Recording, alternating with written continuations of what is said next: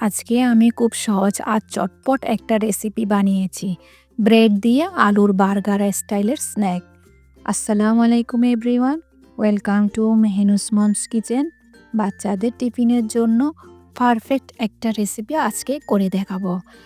ঘরে শুধুমাত্র আলু আর ব্রেড থাকলে আপনি চটপট এই রেসিপিটি করে নিতে পারেন অতি সহজেই। সেই জন্য আমার লাগছে 2টি মিডিয়াম সাইজের সেদ্ধ আলু। আলুকে আমি পানির সাথে সেদ্ধ করে নিয়েছি। এবার আলু মেশার দিয়ে ভালো করে মিশিয়ে নেব। আপনি চাইলে গ্রেটারের সাহায্যেও গ্রেট করে নিতে পারেন। আলুগুলোকে ভালো করে মেশারের সাহায্যে আমি ম্যাশ করে নিয়েছি। এর মধ্যে দিয়ে দিব আমি একটি সেদ্ধ ডিম। ডিমটাকে গ্রেটারের সাহায্যে গ্রেট করে দিয়ে দিয়েছি।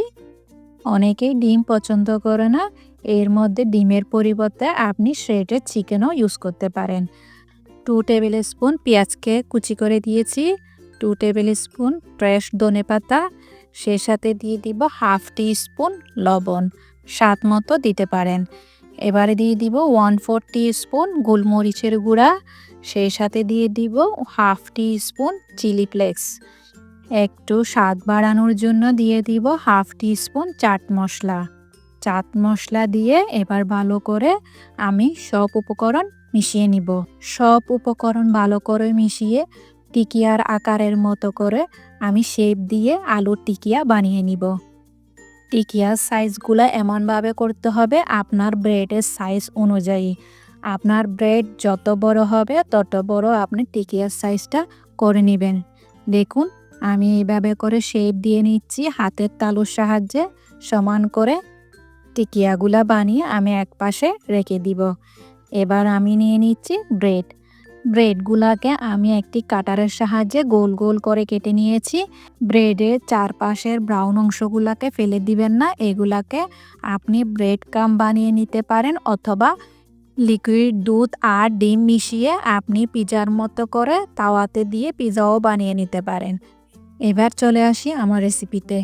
আমি এবার দুনো সাইডে ভালো করে টমেটো কেচাপ লাগিয়ে নিব। ব্রেড সার্কেলে ভালো করে টমেটো সসগুলো লাগিয়ে এর উপর আমি দিয়ে দিব আলুর টিকিয়াটা দিয়ে আরেকটি ব্রেড স্লাইস দিয়ে কভার করে দিব।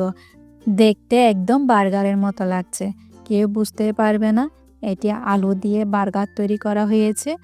এভাবে করে আমি সব বার্গার তৈরি করে নিব। এবার চুলায় একটি গ্রিল প্যান বসিয়ে দিয়েছি। এর মধ্যে দিয়ে দিব 2 টেবিল স্পুন বাটার। আপনার হাতের কাছে যদি বাটার না থাকে তাহলে আপনি 2 টেবিল স্পুন তেলও ইউজ করতে পারেন। বাটার যখন গলে আসবে তখন দিয়ে দিব ব্রেড আলুর বার্গারগুলা। চুলার আঁচ একদম লোতে রেখে আমি এগুলাকে ক্রিস্পি করে ভেজে নিব। এপিট ওপিট করে গোল্ডেন কালার আসা পর্যন্ত আমি দুনো পাশটাকে ভেজে নিয়েছি। দেখুন কালারটা কত সুন্দর এসেছে। গ্রিল প্যানে দিলে গ্রিলের মার্কটা আসে, সেই জন্য গ্রিল প্যানটাই আমি ইউজ করেছি। গ্রিল প্যান না থাকলে আপনি তাওয়াতেও ছেঁকে নিতে পারেন। এই রেসিপিটা তৈরি করা অনেকটাই সহজ, কিন্তু দেখতে অনেক ইউনিক একটা রেসিপি। আমার রেসিপি যদি ভালো লেগে থাকে তাহলে লাইক, কমেন্ট, শেয়ার, সাবস্ক্রাইব করতে একদমই ভুলবেন না।